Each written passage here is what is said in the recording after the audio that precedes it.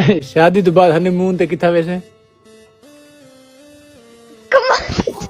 तालीम किथों हासिल की थी मसाद कमान दे ए हफ्ता थी के लाइव ते कनांदी पिया में किरे गई हमें कमान दे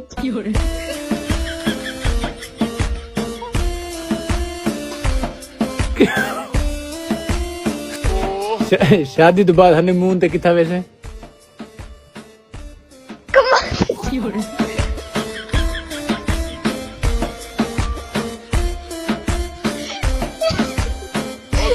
आखिरी सवाल है कदई कदई बाय चांस तेरी मेरी मुलाकात थी किथा जुलूस मुला असां